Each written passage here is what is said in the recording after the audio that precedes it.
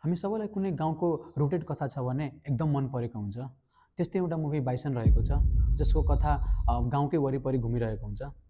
यो मुभीलाई डाइरेक्ट मार्वी सेल्वराजले गर्नुभएको छ भने लिडमा ध्रुव विक्रम र पशुपाति सर हुनुहुन्छ। यो मुभीको प्लटको कुरा गर्ने हो भने दुईटा गाउँको छ जहाँ कबड्डी गेम एकदम चर्चित हुन्छ। स्टोरी दुईटा गाउँको एक आपसीको पोलिटिकल कम्पिटमा पनि भर परेको छ।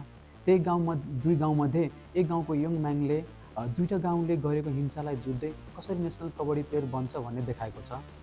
यो मुभीमा अरू फ्याक्टरहरू पनि देखाएको छ, जस्तै कास्ट डिस्क्रिमिनेसन्सको एङ्गल, गेमलाई लिएर गाउँलेहरूको इगो, देशभरमा भइरहेको डिस्क्रिमिनेसन, मुभीको कलर मुड भनौँ या अरू ब्याकग्राउन्ड स्कोरहरू भनौँ एकदम राम्रो देखाएको छ। यी सब फ्याक्टरहरूले नै मुभीलाई एकदम राम्रो बनाएको छ र हेर्नु लायक बनाएको छ, जसले गर्दा म मुभीलाई 4 आउट अफ 5 रेट गर्न चाहन्छु र म इन्सिस्ट गर्छु एकचोटि न एकचोटि हेर्नलाई। Thank you.